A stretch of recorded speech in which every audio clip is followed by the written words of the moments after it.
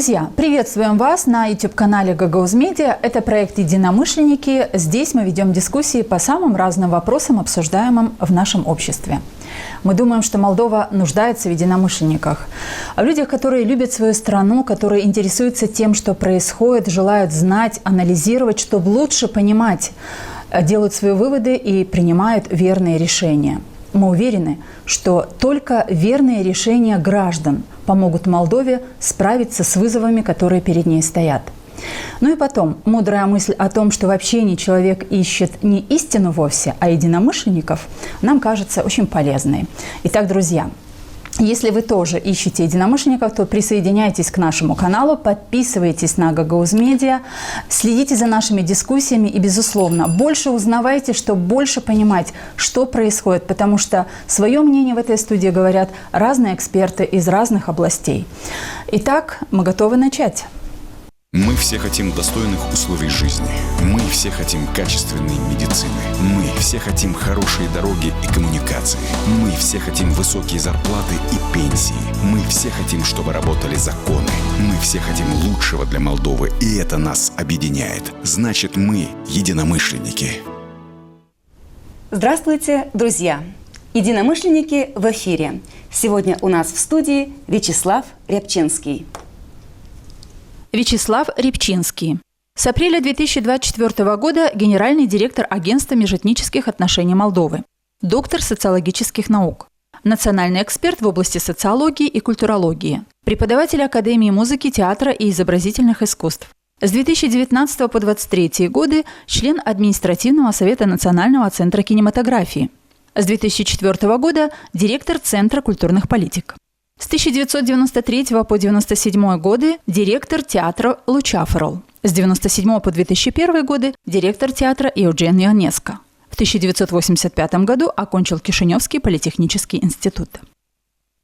Здравствуйте, господин Рябчинский. Спасибо, что вы приняли наше приглашение. И вот сегодня очередную нашу программу проекта «Единомышленники» мы проводим с вами. Мы предлагаем... Да. Здравствуйте, спасибо за приглашение. Очень рад быть в вашей студии, и именно в студии, которая находится в Авдарме. Спасибо.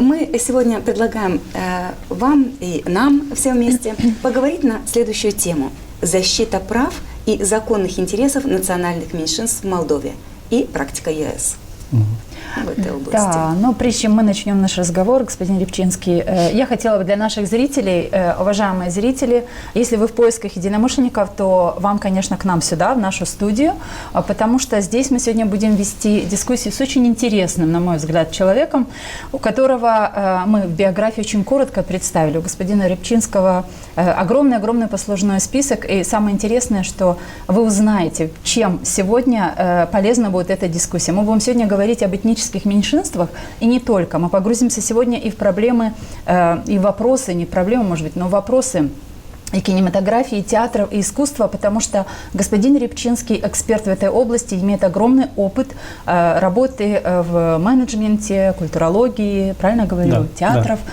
Поэтому все это нам очень интересно, потому что все то, чем вы занимаетесь, все это служит человеку.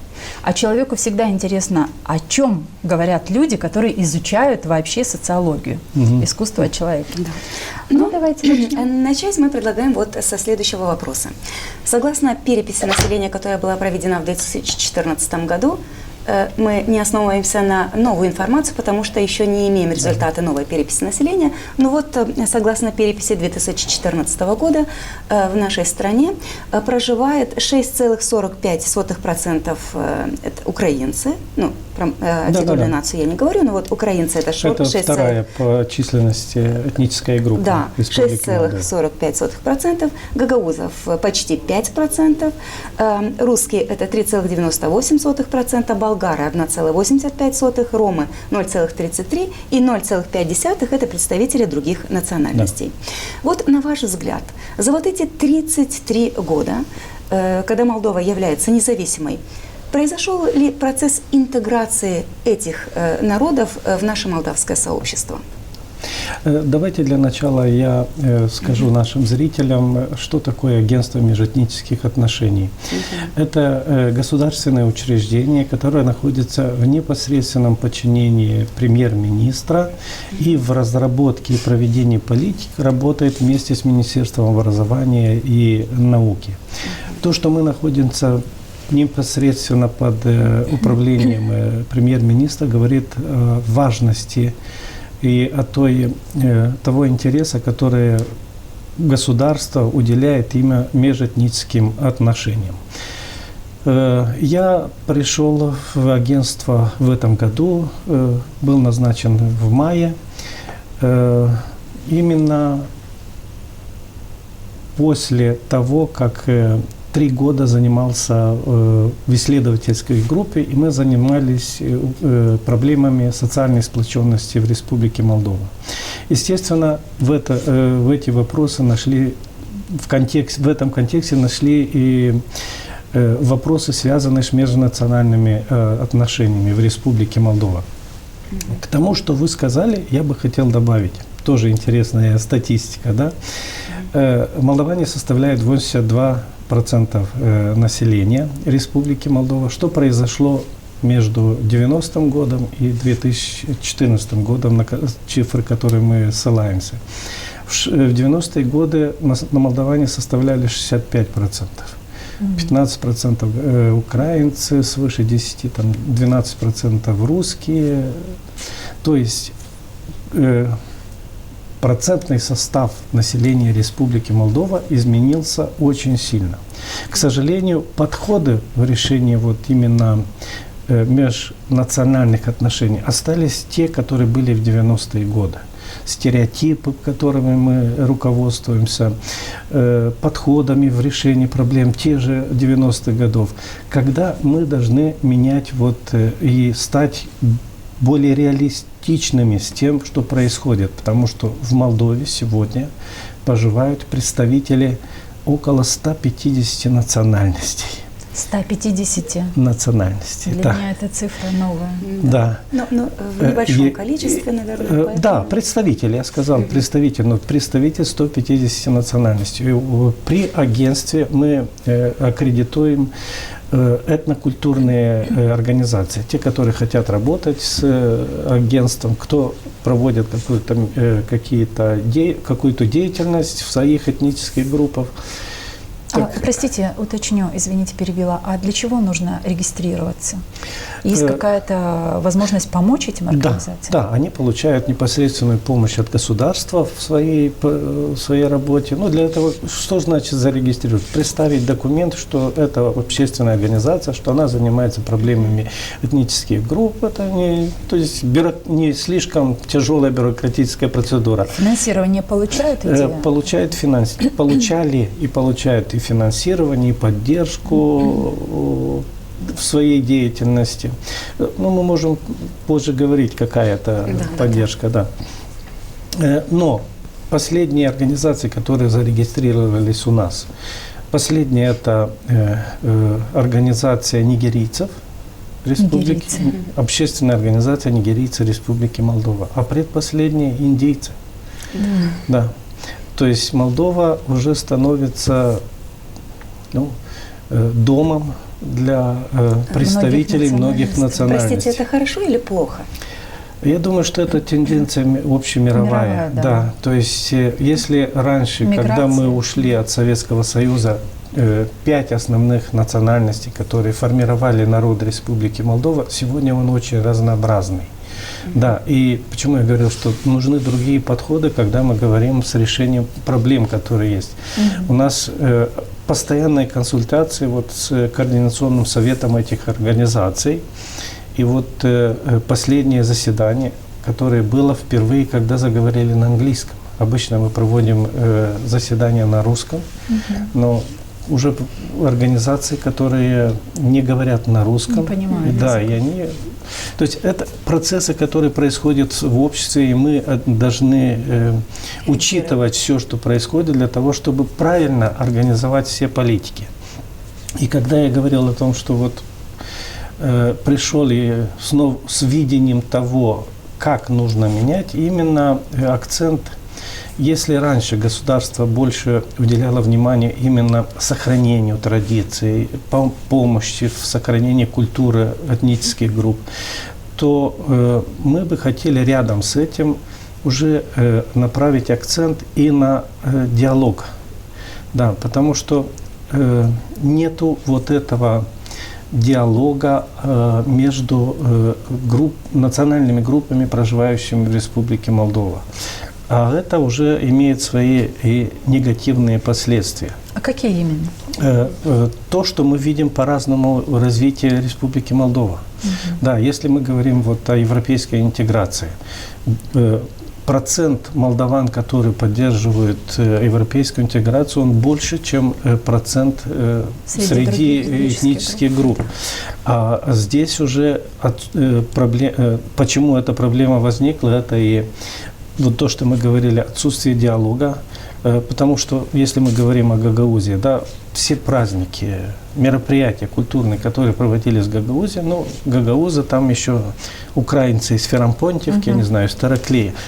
Когда были молдаване с Бричан или с Единц, а когда гагаузы были в Бричанах и Единцах, они видели страну? Вы знаете, господин Рябчинский, ну вот это же, эта проблема на протяжении всех 30 лет, это так было. Да, такой огромный пласт времени, когда, как вы сказали, вот этого общения межэтнического не наблюдалось, и в результате мы получили 30 лет спустя, как минимум, вот такую конфликтность или неприятие где-то, непонимание.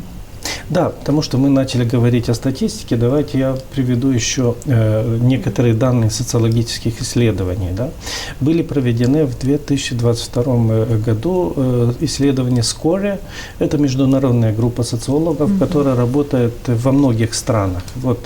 И по их данным, потому что исследование касается именно социальной сплоченности, по их данным, 45% гагаузов никогда не общались с молдаванами. 45%? 45%. С другой стороны, свыше 60% молдаван никогда не видели гагаузов. Ну, все правильно, поэтому где-то там в Бельцах не знают о том, чем живет Гагаузия, Гагаузия не знает о том, чем живет север страны.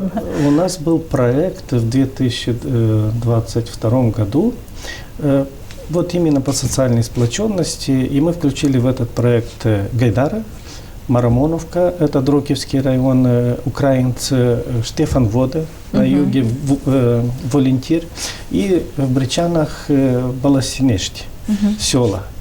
И мы просто ездили, нет, у нас была задача, неправильно говорить просто, мы в каждом селе... Наверное, все начиналось просто поехали, а потом появились задачи. Ну да, первая встреча у нас была в Волонтире, собрались там все, и там начали работать по получение навыков разработки проектов для предоставления в европейские программы. Да? Но люди приехали, увидели село. И что самое провокационное, или как вызов был, да, мы захотели, чтобы волонтеровцы приняли у себя на ночь людей, которые приехали, то есть обеспечили проживание, да? Потому что самое интересное проходило именно вечером, когда люди уходили спать, да? Потому что никто не ложился в 10 часов, как было предусмотрено программой, они сидели, они долго говорили, на второй день обсуждали уже, вот как провели вечер, что мы были вместе, вот так, так и так.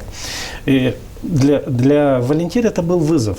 Как принять у себя дома людей, которые приехали там из Гагаузии, из севера, украинцев.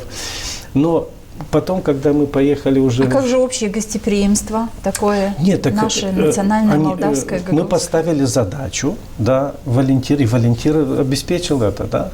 Они обратились к населению, люди, к нам приезжают 30 человек, именно что большое количество, 1, 2, 3 можно заселить, а тут 30 человек приехало в село, их надо найти дома. И именно вот то, что вы говорите, наше гостеприимство, то есть нельзя отказать, поэтому и нашли, и заселили всех. Но я хотел обратить внимание на другое. Последнее село, в котором мы были, это было в Гайдарах, да? Наше село Гагаузское. Да. И когда мы приехали все 30 человек, в Приморье сидели в очередь. Кто примет гостей у себя дома, да? Да, я помню. Это интересно. Как приятно это слышать. Спасибо Гайдарам. Я помню две бабушки, которые осталась последняя пара, и они выбирали, давай ко мне, давай ко мне. Да, потому что они хотели общения, они хотели говорить. Спасибо вам за вот этот вот пример, за эту идею первоначально, да, потому что все гениальное просто. Но для того, чтобы люди говорили на одном языке, надо чаще видеться, встречаться, узнавать друг о друге, узнавать друг друга, потом узнавать друг о друге.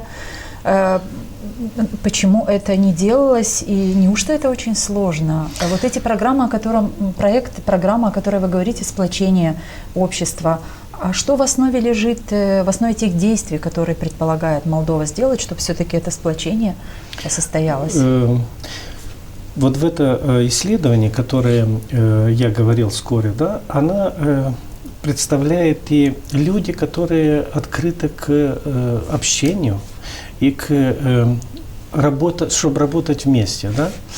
Кто эта социальная группа? Вот они провели все это исследование, да, выдали там, скажем, люди, которые считают себя маргинализированными, да, у них идут все красные линии, они против одного, против второго, против третьего. Люди, так называемый нарциссизм, то есть я считаю, что моя нация выше, чем другие, да, тоже у них идут красные линии. Единственная группа, социальная группа, у которой нет ни одного красной линии, это interethnic connections. То есть люди, которые или в коллективе живут, работают вместе. С разными. С разными. То есть они постоянно общаются, да. Или, скажем, гагаузка вышла замуж в Бричанах, да. Там нету тоже проблем с гагаузами или нет, потому что есть вот это общение. Те из Бричан, они звонят сюда в Камрате, общают, а что у вас происходит, идет эта информация. Вот налаживание постоянного вот этого диалога межэтнического, я посчитал, что это одно из главных задач агентства. И мы разработали программу. Программа называется КРИН. Успели вот в мае мы работали над программой КРИН «Консолидария релациилor интеретниче». Красиво звучит. Да, мы исходили из того, что КРИН на румынском это лилия. Да, и лилия стала символом этой программы, и она начала осуществляться сейчас по стране. И именно задача, во-первых, правительство поддержало, и причем очень быстро. Да, мы в мае разработали, в июне произошло анализ программы, и в июле мы начали уже внедрять программу по всей территории Республики Молдова. И именно программа, она имеет в своей основе именно это, диалог.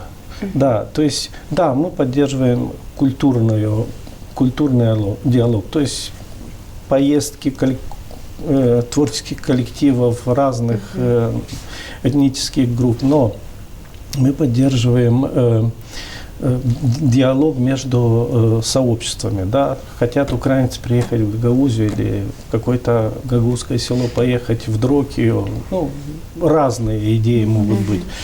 Сейчас вот будет 5-го День Украины в Республике Молдова. Мы поддержали, потому что там приедут и украинцы, но приезжают все остальные этнические группы. Да.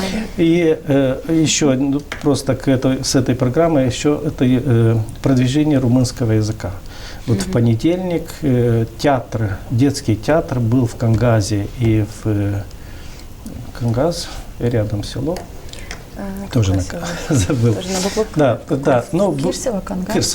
Кирсово. И театр был, по нашим данным, 700 человек приехало на спектакль, но это был не просто спектакль, да, потому что театр приехал вместе с писателем Юлиан Филипп. Дети имели возможность общаться, видеть книги Юлиана Филиппа. Это все происходило в Гагаузе на румынском языке. Да. Понятно. А можно одно такое небольшое уточнение? Я хотела спросить. Вот представители всех тех национальностей, о которых мы говорили с вами, и я приводила цифры, они жили здесь, на этой территории, и до того, как образовалась наша независимая Молдова. На ваш взгляд, на взгляд человека, который занимается социологическими исследованиями. Проблемы усугубились вот в отношении между национальностями после образования независимой Молдовы? Или они и были, просто об этом мы не говорили? С образованием, я думаю, что проблемы усугубились. Почему?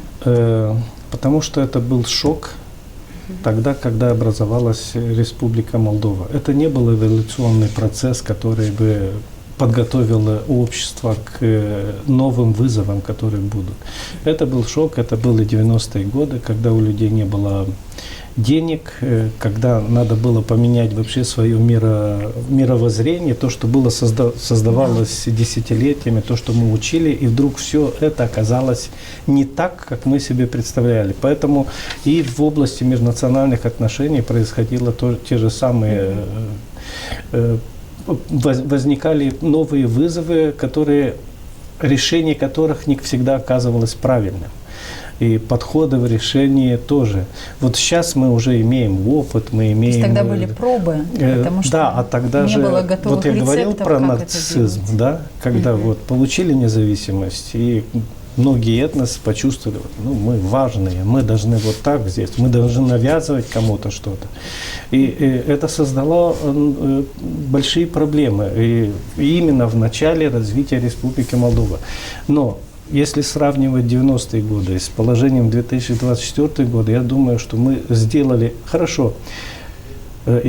Трудно сказать большой шаг, но мы сделали шаг вперед, потому что есть уже и определенный опыт в межнациональных отношениях. И есть у нас возможность смотреть, как реализуются, как решаются проблемы в странах Евросоюза.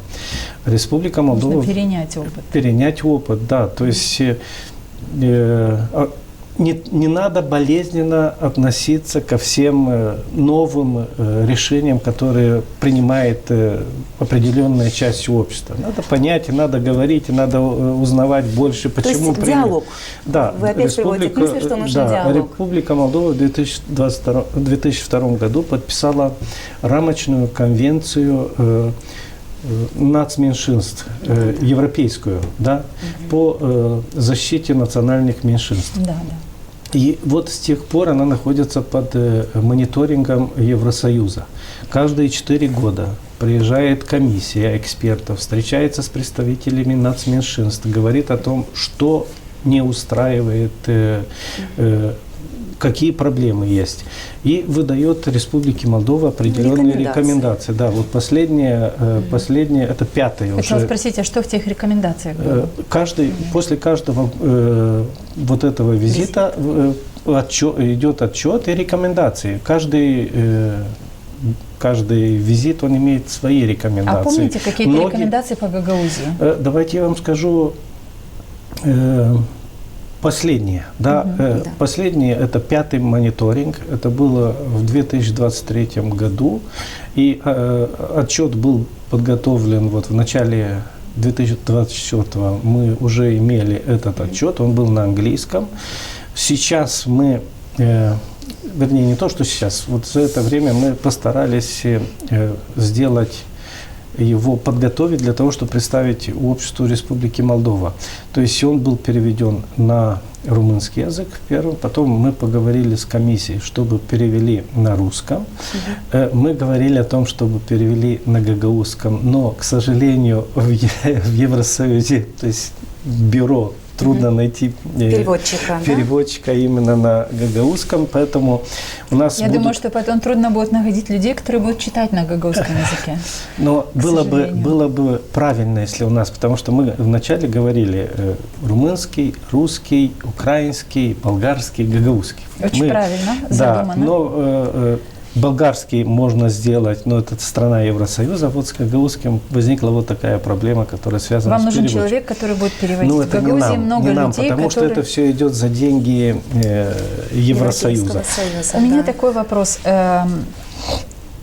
С момента обретения независимости Республики Молдова, мы говорили об этом сейчас, больше стало прав у национальных меньшинств? Они, как сказать, определены четко или как? Если мы говорим о законах, да, то они были приняты. Вот, скажем, рамочная конвенция, Республика Молдова взяла на себя обязательство внедрять все предписания, то, что касается рамочной конвенции. Проблема, если говорить, что законы, да, у нас многие годы у нас очень хорошее законодательство, то, которое обеспечивает... По защите прав национальных По защите национальных. Другое дело – это внедрение этих прав. Так это главное. Да. На бумаге написано, на деле не работает. Да, но вопрос был, насколько у нас сформирован вот этот. Законодательно у нас сформировано все, я думаю, что достаточно современно, то, что касается защиты нацменьшинств. Вот как это уже внедряется, а внедрение это всегда нужны ресурсы. Поэтому не всегда только политическая воля. Есть проблемы, скажем, есть рекомендации по языковым проблемам, которые существуют в Республике Молдова. Но для того, чтобы внедрять эти все рекомендации, нам нужны большие ресурсы. Да? Для того, чтобы, скажем, гагаузы могли научиться на гагаузском. Значит, нам сейчас нужно создать всю систему образования, то есть учителей, на математике, истории, учебники, да, все это. Перевести. Республика Молдова, то есть политическое желание есть. Да, мы хотим, чтобы вот вся эта система была построена. Но сама Молдова по ресурсам не сможет обеспечить решение этих проблем. Поэтому уже почему мы говорим, что мы идем в интеграцию в Европейском Союзе. Что это даст национальным меньшинствам? Это вот эти рекомендации и эти решения, которые должны мы принять, они идут с обеспечением финансовым. Они могут обрести какие-то реальные... То есть вот Молдова хочет... если мы говорим про гагаузский язык, сделать вот эту работу, но ей не хватает ресурсов. И здесь уже приходят программы Евросоюза именно для того, чтобы решить эти проблемы.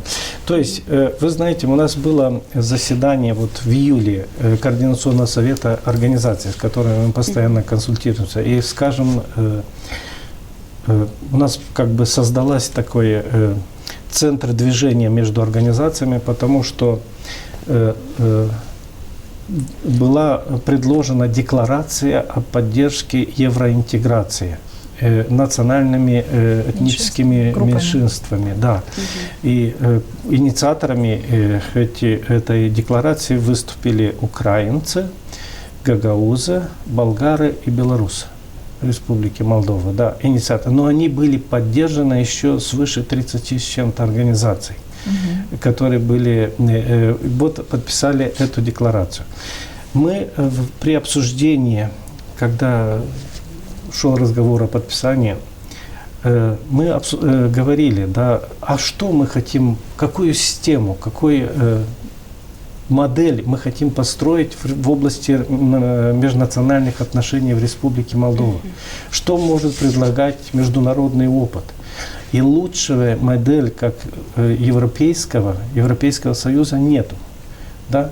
Поэтому, когда организации поддержали вот эту декларацию, они исходили именно с того.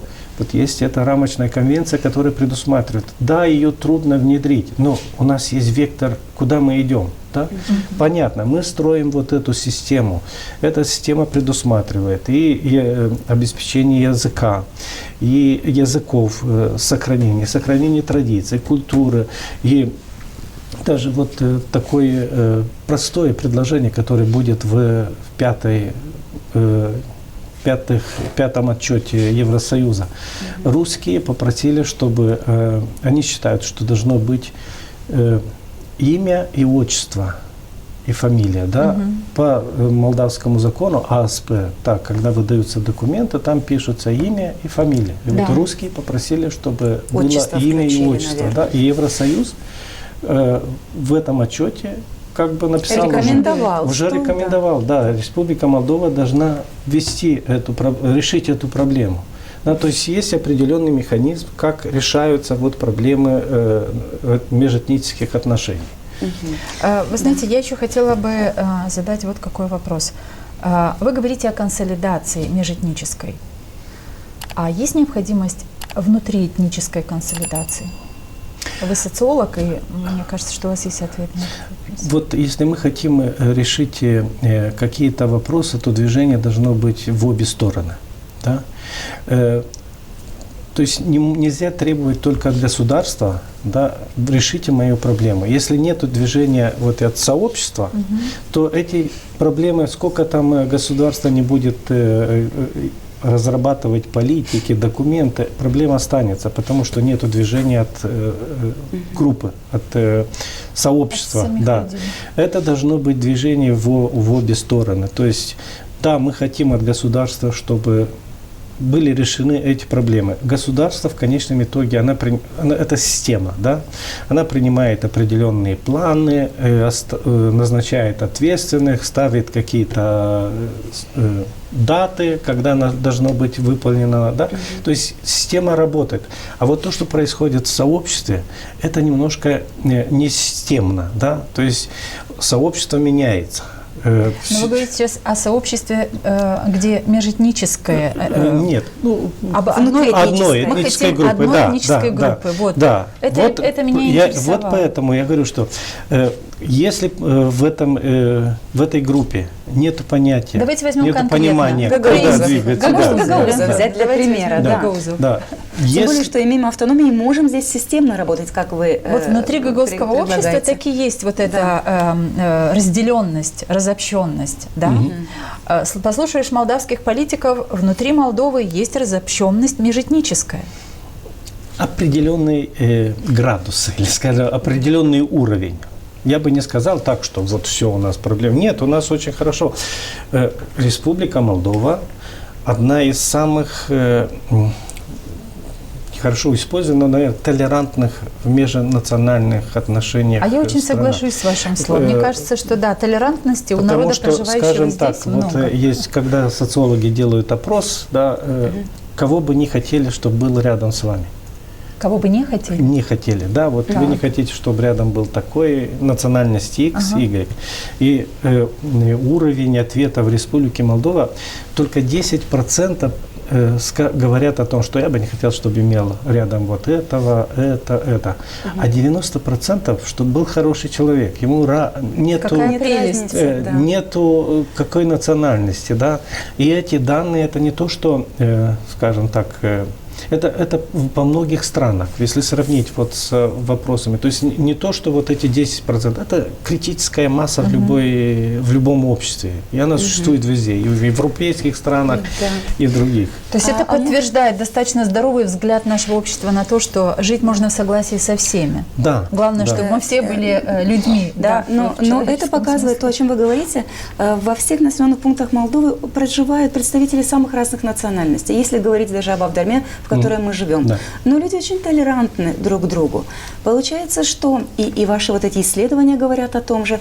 В таком случае я делаю вывод, что вот эти обострения межнациональные возникают не на основе естественных процессов, а где-то они искусственны. Есть проблема в обществе, а когда они искусственны? И кто-то вот эту проблему начинает выводить на новый уровень. Не решение проблемы, а использовать для своей выгоды. Да? Это делают обычно политики.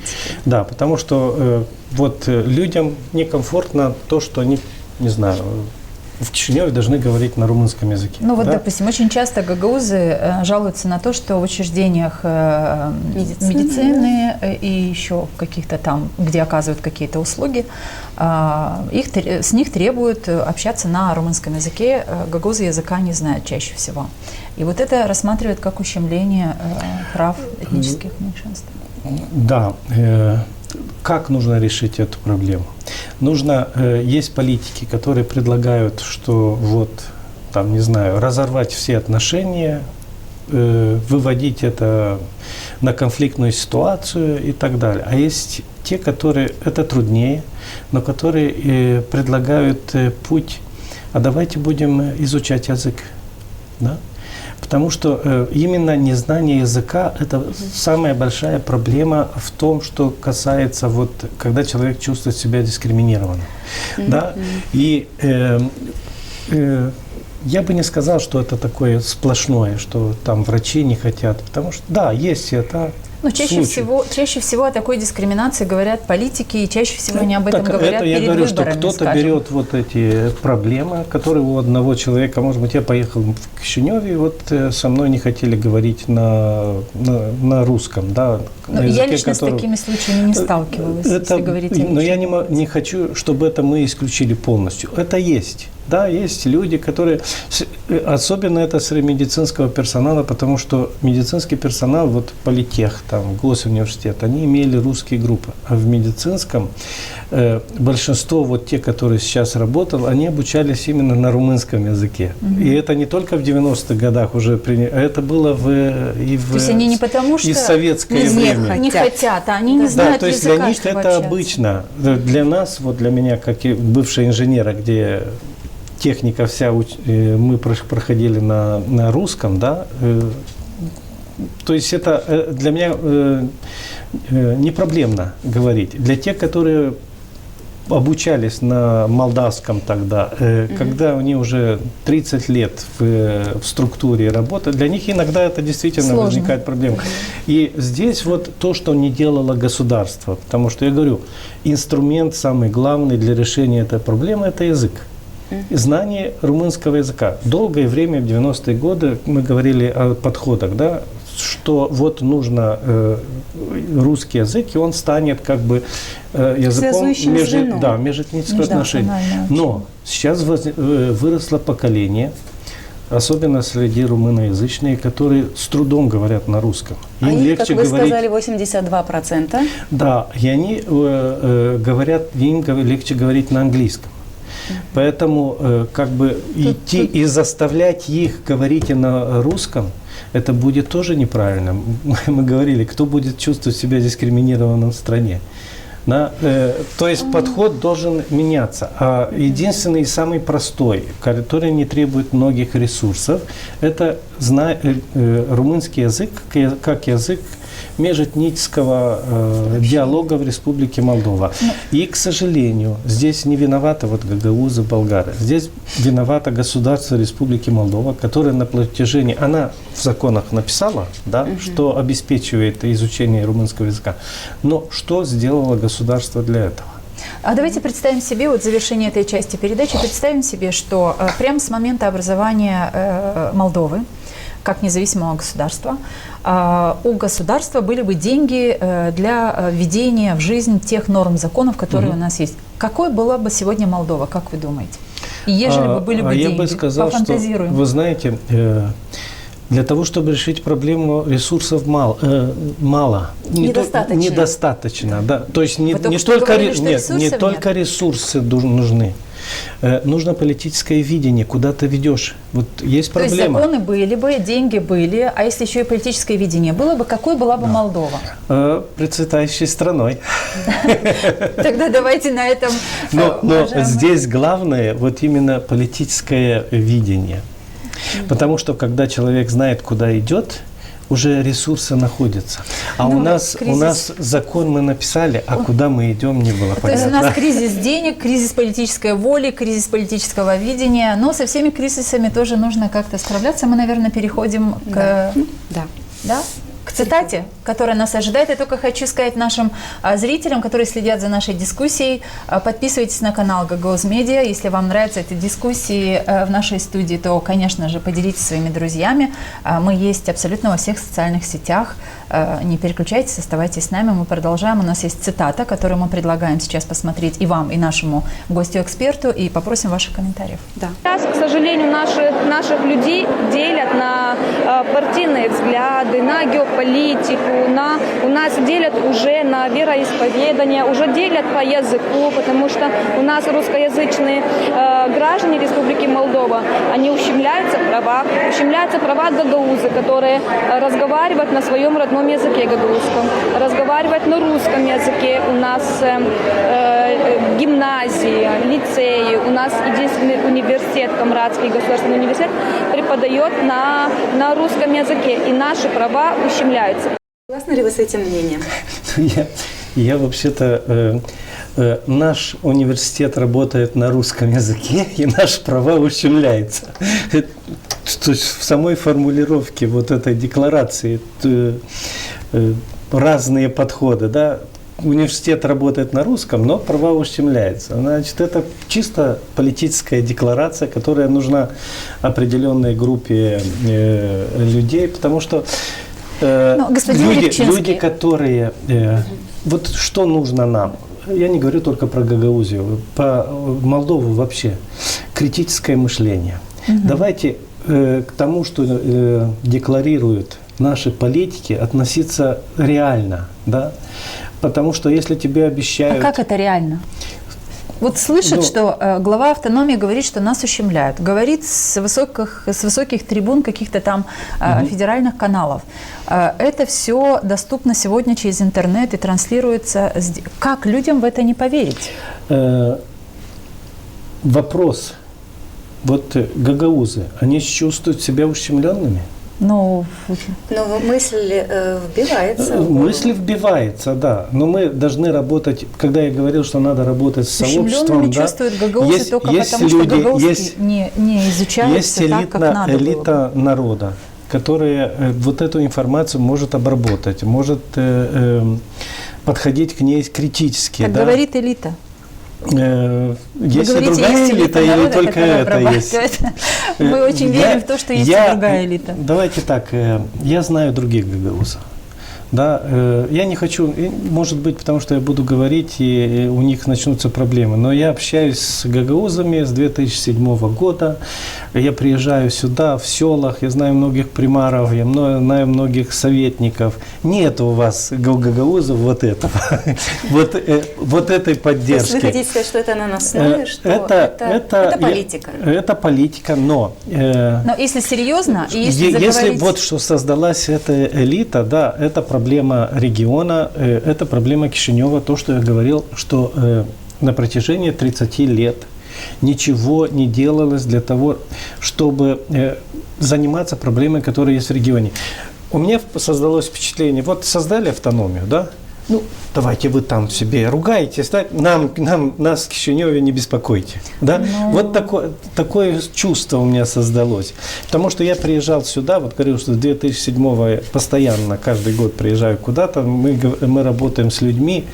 Я не вижу таких людей. Ну, не знаю, может, со мной такие люди не встречаются. На самом деле, мое личное мнение, никакого ущемления прав абсолютно не согласна с Башканом. И полностью поддерживаю идеи тех людей, которые говорят о том, что ущемлен гагаузский язык Гагаузии. И это совершенно очевидно. Не потому, что его не изучают в школах, и не потому, что на нем мало говорят, на нем не говорят политики, на нем не делают политики своих заявлений. А когда политики не делают своих заявлений, значит, народ думает, что этот язык не настолько актуален, он не так нужен нам. Но здесь как раз обнаруживается проблема, когда гагаузская автономия для себя не определила свои цели, задачи существования и не определена, как мы много раз говорили, сама национальная идея. В самой декларации написано, что это культурное образование, да, а культура... Что автономия создана для развития культурного языка, развития, культуры. да. А культура, она по определению, да, это язык, творчество, литература, традиции, креденции. Просто я даю как определение ЮНЕСКО, что такое культура, да. И язык – это основное, то, что определяет национальность. Да. Да? И когда люди говорят, называют себя одной национальностью, но говорят на другом языке, то это уже возникает вопрос, они действительно представляют эту национальность? Потому что я считаю, что человек, который называет себя, что, ну вот я, да? Вот кто вы? По отцу я должен назваться украинцем, но я вырос в румынской культуре. Да, я себя определяю как румын. Да, потому что я из Буковины, да, то, что мой отец украинец, да, нет, у меня сформировал язык, традиции в этом селе, в котором мы жили, и дальше все, что у меня связано именно с румынской культурой. Да, поэтому я себя считаю румыном. Вы идентифицируете себя как румын? Румын. Да. Интересная тема, хотя ее можно вот продолжить. Я из Украины, да. Конечно, хотелось бы с вами поговорить еще вот о чем. Какая этническая группа в Молдове, вы же делаете социальные опросы, исследования, наименее влиятельна политически? Наименее влиятельно? Вы знаете, таких данных нет социологические. Но есть такие данные, что вот 47% населения Республики Молдова считает, что у нас есть дискриминация. То есть считают, они не встречались с дискриминацией, но они считают, что она где-то есть. И я считаю, что здесь тоже определенная проблема, которая исходит вот из тех отношений, которые есть в обществе. Наверное, человек посмотрел, что вот неправильно сосед относится там к другому соседу. Он считает, что это есть. И с одной стороны, это проблема, с другой стороны, насколько общество внимательно к тому, что называется вот отношения между людьми. А вы знаете, почему я задала этот вопрос? Очень часто можно услышать, как молдавские политики говорят, говоря о каких-то политических событиях предстоящих, даже если это выборы какие-нибудь. Но что там решает Гагауза со своими 5%? Вот это такая риторика, о чем она говорит и сколько она вносит консолидирующего элемента в жизнь нашего общества. На румынском есть пословица «Бутуруга мика растворная карул маре». Маленькая неточность может разрушить маленький всё. Камень может развалить большую повозку, опрокинуть большую повозку. Поэтому говорить о том, что 5% это не важно для Республики Молдова, это в корне неправильно. У нас должно быть другое видение в развитии государства. С чем мы идем в Европу? Да? Ну, немцы строят машины, французы делают вино. Ну, мы стараемся делать вино на международном уровне. Но еще с чем мы придем в Европу? Потому что маленькая страна мало что производит. А интерес к нашей стране все больше и больше. Все, что растет у нас в геометрической прогрессии, да? Это количество туристов, которые приезжают посмотреть Республику Молдову. Мы стали интересны европейцам. Причем из каждого года в год растет это количество. Я говорю, что очень сильно. Если в 2022, по-моему, было 2000, в 2023 уже 4000 человек. Причем туристы уикенда. Они приезжают на выходные дни. Они приезжают в Молдову, потому что короткое пребывание. Им интересно быть здесь. И что они хотят видеть, когда приезжают? Они приезжают в Кишинев, да, поедут в Криково, а потом обязательно приедут в Гагаузию. Корафлары. Сорафлары. Гагософрасы вы хотели сказать? Да, наверное.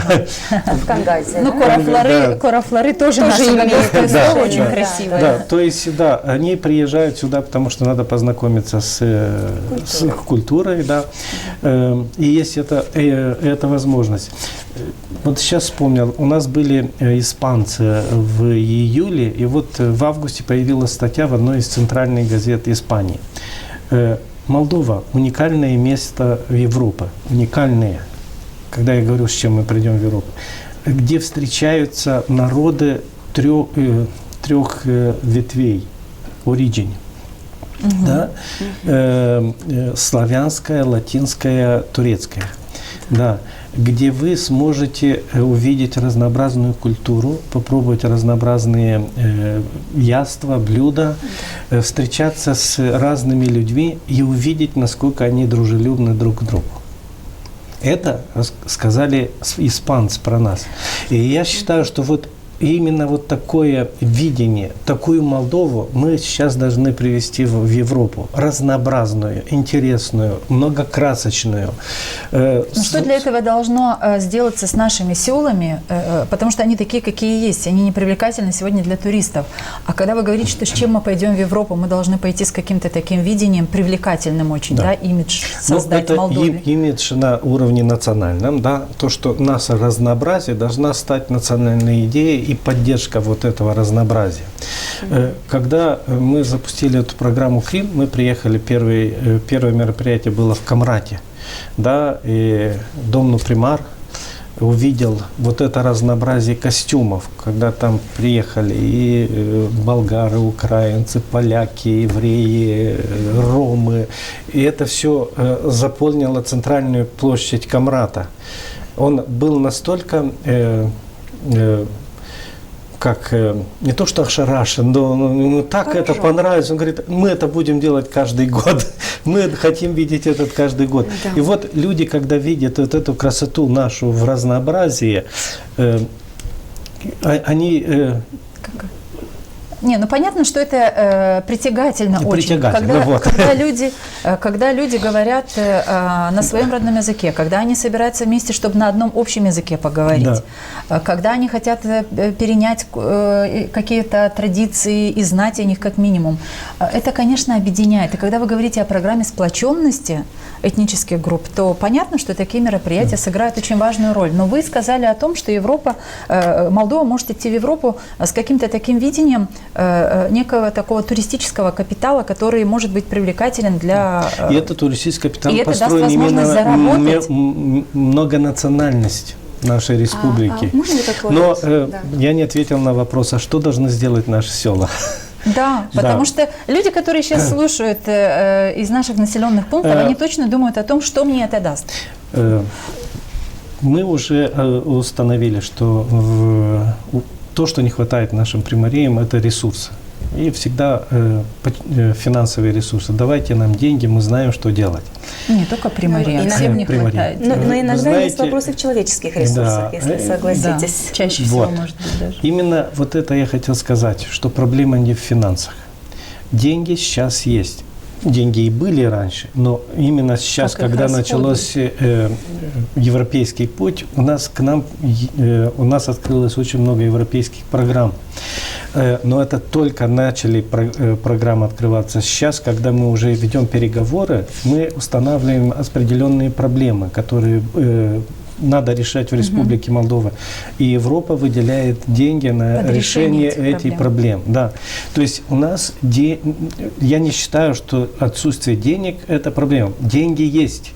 Как вы сказали, нужны люди, которые могут эти деньги Ставим запятую здесь, да. Продолжим, потому что на очереди наша рубрика, которая называется «Люди говорят, что?». И я еще раз напоминаю нашим зрителям, что можно подписаться на наш канал, можно поделиться с друзьями. Gagos Media ведет дискуссии, которые полезны для того, чтобы вы больше понимали, что происходит в нашей стране, как правильно принимать решения, делать собственные выводы.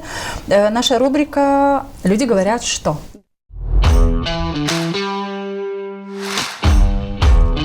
Люди говорят, что...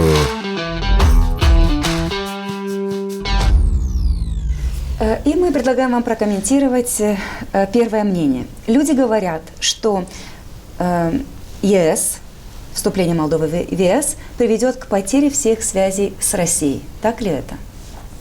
Да, есть такая страшилка. И особенно она сейчас актуальна, когда идет эта страшная война, когда Россия атаковала Украину.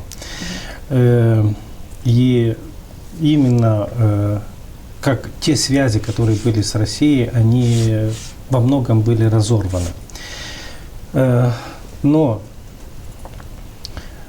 Молдова не присоединилась к большинству санкций, которые вела тот же Евросоюз. И, против России. Да, и отношения с Россией продолжаются. У нас работает посольство России. Я встречался с представителями посольств на разных мероприятиях. У нас есть общение между людьми. И не надо бояться этого. Я еще раз говорю, есть определенное время. Время это войны. И, естественно, Россия как агрессор в глазах многих людей по-другому. Но, наверное, неправильно назвать, что это Россия. Мы говорим про Кремль. Люди, россияне, русские люди, да, они приезжают в Молдову. В Кишиневе вы встретите очень большое количество людей. Сейчас, как никогда, даже раньше, перед войной, не было людей, артистов, которые приезжают в Кишинев с концертами, с программами разными, встреча с писателями. То есть контакт с русской культурой идет. Да, русская община вот перед приездом в прошлую субботу провела в Кишиневе, и опять же с представителями из России, Пушкинские дни. Да.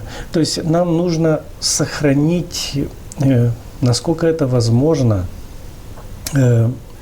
то, что может нам помочь, а дальше наладить отношения, нормальные отношения со страной, с той Россией, которая будет.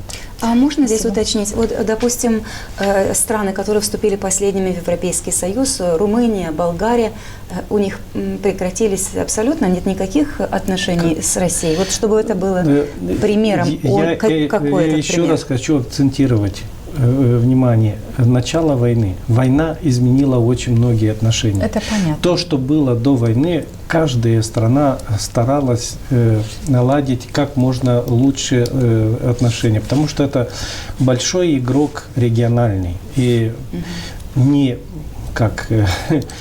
надо смотреть так, что Молдова, маленькая страна, сможет жить нормально, если у нее будут плохие отношения с Россией.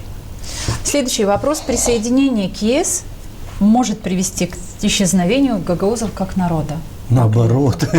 Скажите, почему наоборот? То, что я говорил, что пойдут программы по защите гагаузского меньшинства. Да, то, что Молдова себе не может сегодня позволить, то сможет позволить в рамках Евросоюза, потому что есть программы Евросоюза, которые направлены именно на нацменьшинства. Это не только гагаузы, мы говорим и в разных странах. Да. Это одна из задач и приоритетов финансирования. Я, может быть, вам скажу интересную вещь, что в определенные годы в Гагаузии инвестиции были в 6 раз выше, я имею в виду вот 18-22 год, инвестиции были в 6 раз выше, чем в среднем по Молдове.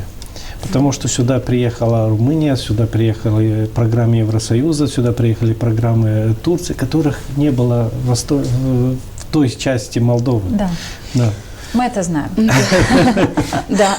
И следующий наш вопрос. Люди говорят, что Молдова никогда не сможет побороть коррупцию. Так ли это? Никогда. Не говори никогда. Да. Дело в том, что это такой феномен социальный, который действительно очень трудно его победить. И не то, что в Молдове, в европейских странах развитых, в Америке коррупция существует, но с ней надо бороться. И насколько эффективны вот эти программы борьбы с коррупцией.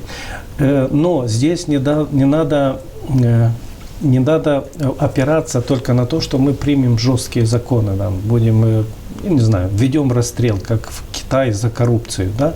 Это не решает проблему в том же Китае, потому что в каждый год стреляют, расстреливают, но коррупция все-таки существует. Значит, это не тот путь, по которому, который решает эту проблему.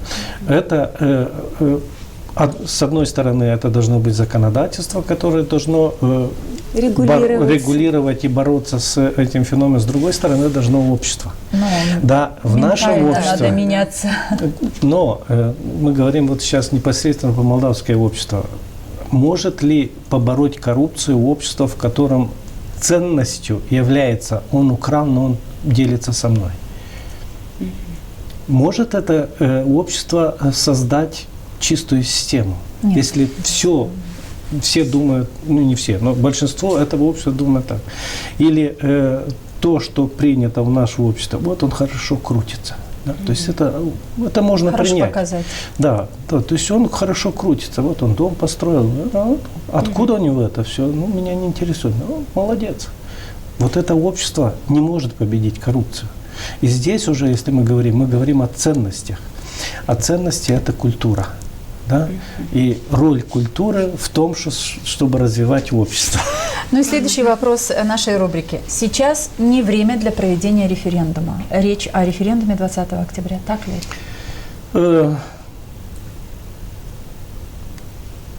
Я бы Я бы не сказал, что это не время, да, смотря какие задачи видит страна дальше перед собой. Да. Мы могли бы провести референдум и в 29 году, скажем, в 30-м, когда мы будем входить в Евросоюз. Если рассматривать сейчас референдум как мобилизацию общества для решения тех задач, которые стоят перед Молдовой до 30-го года, то это именно то мероприятие, потому что то, что я говорил, вот мы сделали, подписали вот это обращение этнических групп по поддержке Евросоюза. Почему? Потому что из всех этих организаций вот собрался костяк, 34 организации, которые уже включились все в работу. Да? Среди которых есть гагаузы. Есть гагаузское сообщество, председатель господин Терзе. Да. Которые поддерживают европейский путь Молдовы. Да? И вот эта группа, они уже начали работать. Да? Мы начали... Есть организации, есть люди, которые хотят это все реализовать. Мы начали работать с европейскими программами. У нас состоялась встреча с программой People Need. People Need согласны финансировать проекты наших организаций. Да? То есть уже есть конкретное видение, как мы дальше будем работать. И для Молдовы в целом это тоже важно. Да? Мы сегодня хотим, вот сколько там будет, не знаю, но большинство скажут, что мы за европейскую интеграцию. Дальше понятно, что надо делать. Вот это есть это общество имеет такое видение развития, и надо работать. Спасибо. Следующий вопрос в этой рубрике. Люди говорят, что отходы из Румынии и Украины будут утилизироваться в Молдове. Так ли это? Если мы попадем в ЕС?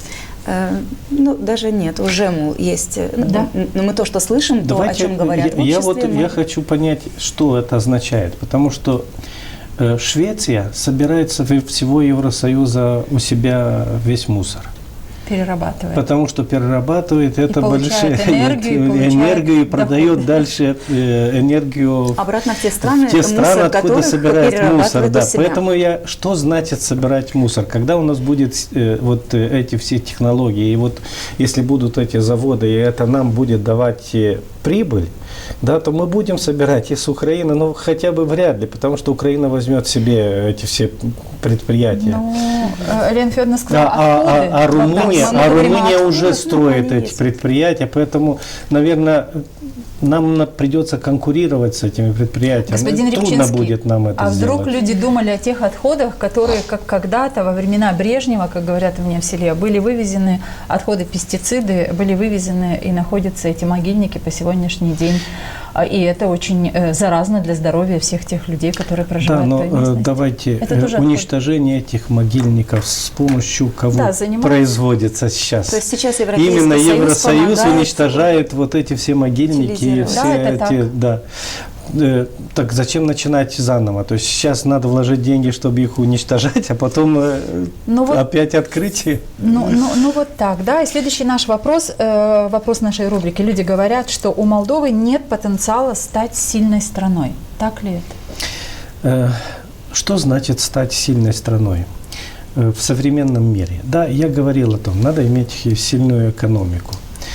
В мире сегодня идет вот постоянное движение, да, переход людей с одного места в другое, инвестиции, то есть движение капитала. Мне кажется, что сильная страна, она обеспечивается людьми. И сегодня самый главный ресурс во всем мире – это человек. Нельзя, Кремниевая долина собирает инженеров со всего мира. Не зря в Германии уезжают люди на работу, потому что там платят определенной категории людей хорошие зарплаты. Поэтому я исхожу из того, что Молдова, сильная Молдова, она будет определяться качеством людей, которые будут здесь. Я имел возможность объездить мир с Испании до Японии. Я имел возможность работать в Нидерландах, в Голландии и в Германии. Да, но я почувствовал, что я могу реализовать все мои идеи именно в Молдове, полностью раскрыть себя. И сейчас, да, есть определенная тенденция, особенно наша молодежь, потому что, мне кажется, наше общество вот на протяжении многих лет вбивало это в голову. Там хорошо, вот там надо идти, там все будет прекрасно. Ну, хорошо там, где нас нет. Хорошо там, где нас нет. У нас в Молдове уникальная возможность построить общество, которое нам нравится. Да, не идти жить по чужим стандартам, а построить наши страны вот по нашим стандартам, по нашему видению. Потому что мы сейчас в этот период, и когда то, что происходит сейчас, очень много молодежи возвращается. Среди моих друзей вот много финансистов, айтишников, которые вложили большие деньги в том, чтобы их дети обучались именно в европейских, в американских университетах, и эти дети хотят вернуться домой. И сейчас проблема, мы вложили в тебя столько денег, и ты хочешь в Молдову? Да? То есть молодежь поехала, увидела, попробовала. И хочет вернуться. Может оценить, потому что сейчас мир настолько открыт. Ты сегодня можешь жить в Молдове. Да, ты можешь работать в Молдове, но работать на Microsoft. Пожалуйста, это есть возможность. У нас самая быстро развивающая сфера – это именно IT-технологии. И единственная компания, которая на биржах – это наши айтишники. И у нас очень хорошая база для развития. Жаль, что у государства нет видения развития, именно чтобы делать акцент и поддержать это. Но сама область за это время она показала, что она насколько сильная, она насколько протерла себе дорожку. И поскольку я еще преподаю, у меня были такие случаи, что вот студенты в первом курсе обучались в академии, потом на второй, уехали в Лондон. 3 человека. Да, и на 3-м вернулись обратно. По причине, потому что знания не хуже, чем там. Там очень специализированное. То есть, вот конкретно, если ты там обучаешься на какой-то специальность, то чисто специальность. У нас более широкий. У нас более широкий, и наши люди более широко. И не всем нравится просто быть узкоспециализированным. Спасибо. Мне кажется, что следующий вопрос нашей рубрики «Люди говорят, что?» он очень соприкасается с вашим ответом. Массовая миграция делает страну слабее. Так ли это? Что значит миграция? Да, это когда люди из Молдовы уезжают или когда люди приезжают в Молдову? Да. Но мы говорим сейчас о том, что люди стали уезжать, и эта тенденция после обретения независимости Республики Молдова более ярко выражена. Это в любом случае плохое. Потому что люди – это ресурс, экономический ресурс, те, которые развивают дальше, могут развивать экономику. Да, и ожидание, что в 2003 году Молдова в экономическом росте вернется до военным показателям, не оправдались. Я считаю, что почему не оправдались, это потому, что именно в это время уехало свыше 200 тысяч людей. И это повлияло вообще на экономическое развитие нашей страны. Потому что вроде бы законы принимались хорошие, тут была поддержка Евросоюза, программы. То есть как никогда много было открытости для того, чтобы развивалась экономика. Но при всем этой поддержке показатели в конце года не те, которые ожидались. По-моему, 0,9% роста ВВП Молдовы. Очень, очень мало. И я объясняю это именно тем, что люди уезжают именно те, которые могут сделать вот эту плюс-валаря. Да. То есть те, которые в основном связаны с эффективностью. Да. Люди, которые могут сделать наиболее эффективный вклад в экономику.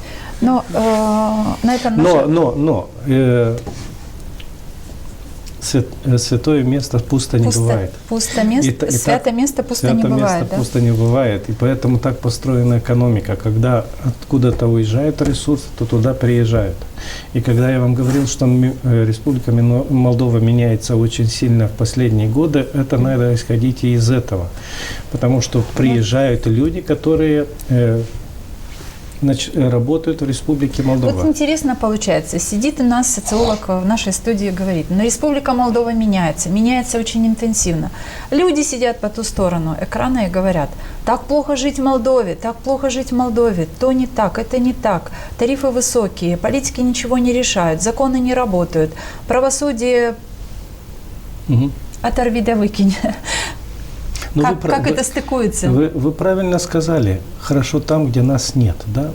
Создаются какие-то иллюзии. Вот есть там определенное место, и там вот так хорошо. Мы ничего не будем делать, но будем ждать, что будем жить вот там, как живут там. Вот по этой Может иллюзии. Быть, мы иллюзорны очень? Конечно. Для того, чтобы Молдова жила хорошо, каждый человек должен работать. Работать в смысле как? Не то, чтобы ждать, что кто-то решит его проблемы. Действовать, вы хотите сказать. Вот это слово. Спасибо за слово. Да, давайте по поводу действовать. Давайте. Почему в плане развития страны Европейская Молдова 2030 нет упоминания о Гагаузии? Вы знаете? Нет ли в этом какого-то ущемления или игнорирования автономии? Вы знаете, я думаю, что это чисто механическое упущение, потому что в очень многих, потому что там 12 капитолей, глав. Да, развития, и там говорится про развитие регионов. И вот в слове региона говорится, включена и Гагаузия. Я с вами согласен, Но вы Екатерина. Нет, выше. я говорю, потому что есть соглашение между парламентом Молдовы и Народным собранием о том, чтобы, скажем, во все законодательство Молдовы включалась именно статья, которая предусмотрена именно, и, скажем, если мы говорим о законодательстве по культуре, по библиотекам, закон о библиотеке, есть определенные статьи, которые именно говорят о Гагаузии. Да, но вот здесь как раз именно стратегический документ. Стратегический документ, а упущено вот это. И знаете, что хочу сказать? Вот вы приводили пример в этой студии, что маленький камень способен повозку опрокинуть, да? Ну вот же, с таких моментов начинается. Ну вот документ стратегический для Молдовы написан. А можно я продолжу даже мысль? Мы просто знаем, что вы можете донести эту мысль правильно тем структурам, которые, возможно, это должны исправить. Мы очень хотели бы, чтобы это И еще, я хотела бы эту мысль продолжить. Сейчас началась работа, создана комиссия, правительство создало комиссии, они работают с европейскими структурами, проводится скрининг документов и так далее. Этих групп не одна, их много. Есть ли гагаузы в составе этих групп? То, что касается скрининга, да, то там участвуют государственные учреждения, представители государственных учреждений. Это каждое министерство там имеет определенные обязательства, да, и назначает ответственного или представителя в эти группы. Я, честно сказать, не старался, чтобы узнать национальности. Но могу сказать, что наш представитель агентства, он ром. Да, то есть я не думаю, что здесь надо... И болгарин есть. И болгарины есть. Может, точно нету, да? Давайте я пройдусь по всем министерствам и спрошу, есть ли гагаузы или нет. Другое дело, может быть, что вот именно Гагаузия как... государственная, как часть государства, или как, я не знаю... Как автономия, территориальное как автономия, может быть, чтобы имела свою представителя. Смотрите, как получается. Еще одна мысль сейчас. То есть получается, что вы очень хорошо сказали и правильно, на мой взгляд, что проводятся такие этнокультурные фестивали, где люди обмениваются. В Гайдар надо приезжать, и из Гайдар люди должны приезжать, уезжать в другие села молдавские, для того, чтобы вот эта коммуникации между этническими группами было больше, и тогда здоровее, крепче будет наше государство стоять на ногах в человеческом смысле, да, мы не будем бояться друг друга, мы будем знать и будем выстраивать какие-то дружеские отношения. А когда мы доходим до документов, когда мы доходим до каких-то стратегических вещей, вот здесь, отсюда это все начинается, разве нет? Это важная часть документа. Но документы – это как бы результат определенной работы, да? Собираются там… Я не знаю рабочую группу, которая работала над стратегией. Мы будем думать, что это техническое упущение, но мы об этом поговорим. Потому что документ, хорошо, он утверждается в парламенте, он готовится техническими службами, да, то есть людьми, которые не учитывают политические, они чисто технические, да, есть такая проблема, как мы видим решение. Поэтому я говорю, что если там упоминается южный регион, северный регион, то я не думаю, что южный регион без Гагаузии можно быть. Но южного региона недостаточно, коли есть автономно-территориальное образование АТО Гагаузии. Я с вами согласен, тем более, что четко прописано. Я просто сказал, что это может быть, как вы со мной согласились, технический вопрос, потому что это технари готовят эти документы. Я очень хочу, чтобы мы с вами сегодня успели с господином Рябчинским, очень интересно, на мой взгляд, собеседником, поговорить еще и о том, а что в кинематографии, а что в искусстве, что в культуре. Ну, в культуре чуть-чуть вы коснулись, но вот мне очень хотелось бы спросить, кинематография Молдовы и проявление вот этой проблемы, не проблемы, а вот этого разнообразия этнических групп Молдовы. Что делается в кинематографии? Скажем так, новый этап развития кинематографии начался в 2017 году с законом о кино, который был принят, и дальше был создан Центр кинематографии Республики Молдова. На это были выделены деньги на развитие. И первый конкурс сценарий был в 2017 году. Первые фильмы, которые получили финансирование со стороны государства. И, наверное, первые результаты мы можем сказать, что уже начались после 2020-го, когда появились, сперва документальное кино появилось, хорошие фильмы, но дальше уже пошли и полнометражные художественные фильмы. Каждый год центры проводят конкурс сценариев. Опять же, это растет, потому что если в начале конкурс был определен комиссией, которая формировалась как бы внутри центра, сейчас это открытые представления с сценарием, оно проводится питч. Да, каждый год, каждый, кто хочет получить финансирование на свой фильм, он приходит и представляет свой сценарий, и количество сценариев растет с каждым годом, и количество фильмов, которые получают финансирование со стороны государства, тоже растет постоянно. Но я хочу сказать, что стоимость наших фильмов, она несоизмерима с теми расходами, например, которые идут в Румынию. Да? Это в десятки раз меньше. Что хорошо в том процессе, который начался в Республике Молдова. Потому что творческие группы, они получают первоначальную поддержку. И приезжать на какой-то фестиваль, на какой-то питч, где творческие группы ищут финансовые ресурсы, ты приезжаешь уже с готовой платформой. То есть у тебя есть поддержка государства. А поддержка государства – это очень важно на международной арене. Чтобы продвигать вообще. Да, и тогда они могут найти деньги во многих других местах, и это как бы позволяет собрать нужные деньги для создания фильмов.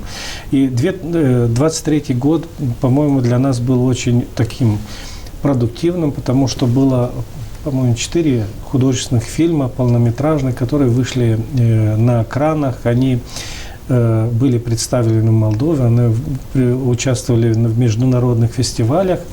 Я считаю, что здесь уже что нужно работать, о том, что эти фильмы создавались с участием налогоплательщиков Молдовы. И граждане Республики Молдовы имеют право увидеть эти фильмы. То есть эти фильмы должны идти по стране. То есть эта сеть, которая была раньше по по фильмам, она сейчас уничтожена, то есть ее не существует. И это нужно сейчас создавать для того, чтобы наши фильмы тоже видели люди в каждом... Мы должны знать все, что производится здесь на наши Да. деньги. Но у меня вопрос был больше Да. о этнические группы, как-то... Насколько участвуют квотированы? в этих... Может быть, есть какое-то квотирование, потому нет, что нет. у гагаузов, Нет, может вот быть, такого тоже квотирования есть могу люди, которые сказать. хотят снимать кино. Есть, и они представили питч, они получили финансирование, был создан первый фильм на гагаузском языке, причем полнометражный, он был создан, по-моему, в 2020 году, состоялась его премьера. О каком фильме речь? Я, к сожалению, не могу... Если идет речь о фильме Демир «Дюлюк», Джулюк, насколько я знаю, режиссер сам собирал финансирование на этот фильм.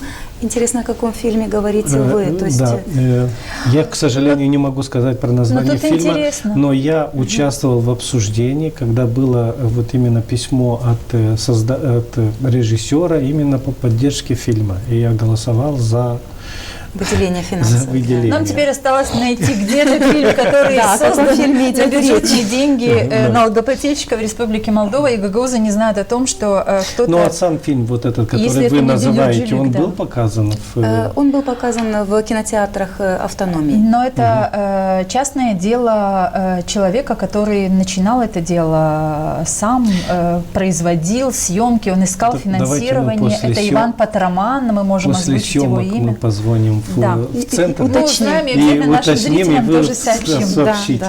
Да. Ну, я думаю, что нам нужно все-таки вернуться к тому, что сейчас происходит у нас в Молдове. Вот совсем скоро у нас референдум. Какова ваша личная позиция по отношению к референдуму? Выскажите ее, пожалуйста. Да, Вы будете участвовать в референдуме? я буду участвовать. Я сказал, я в принципе говорил о тех мотивах, которые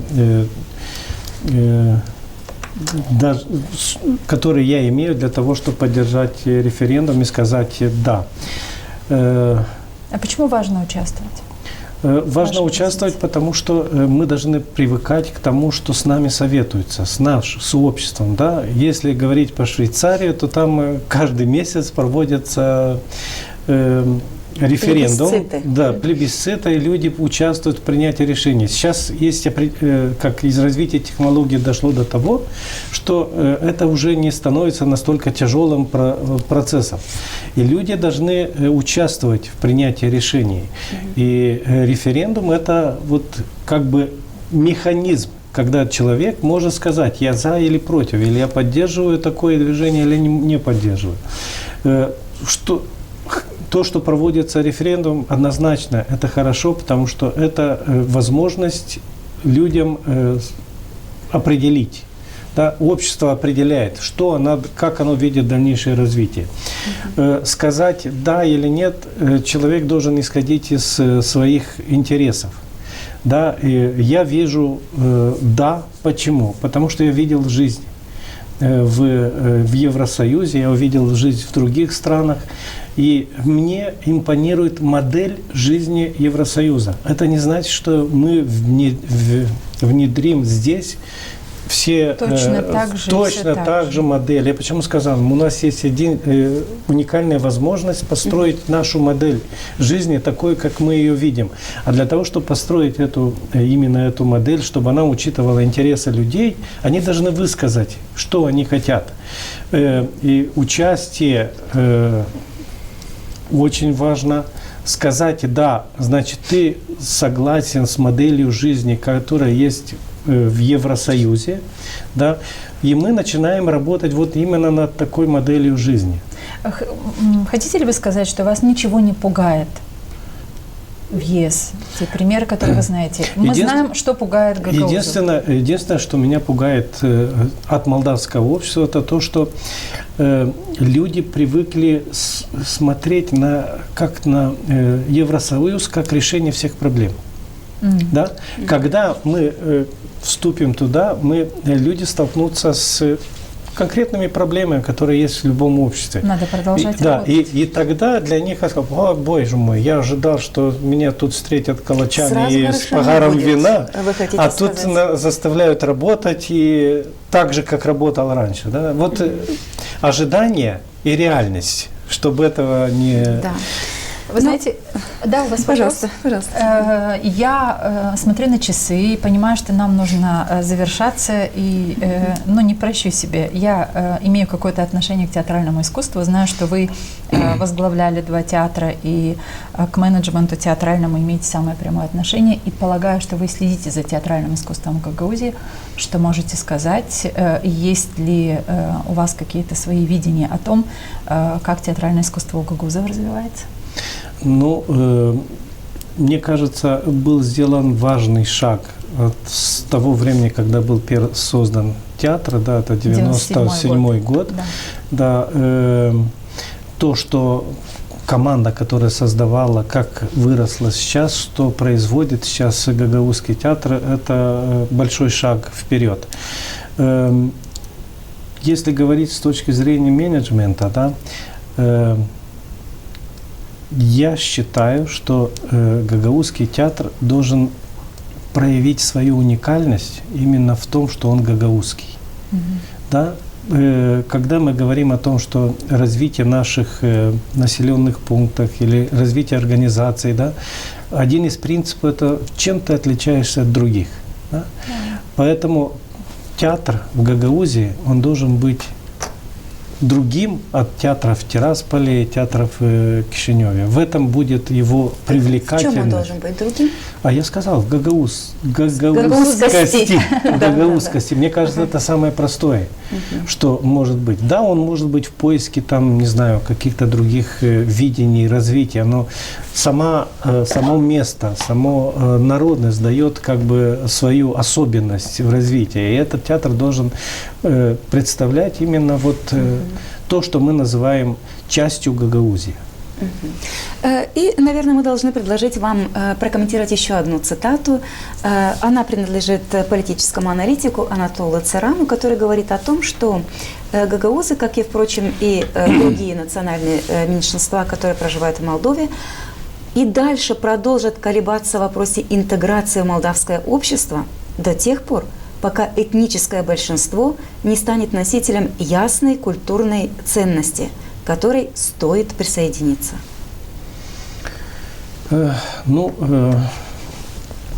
Да, господин Царану прав. Но мне кажется, вот эти 35 лет мы все еще ищем вот эту ценность. Да? Это еще называется национальная идея. И это достаточно тяжелый процесс. Я бы, может быть, больше связался не с одной ценностью, а с сетте валори. То есть ансамбль ценностей, да, не одна. И вот эти ценности, может быть, если будет определенное количество, и среди этих ценностей, может быть, и найдут себя и гагаузы.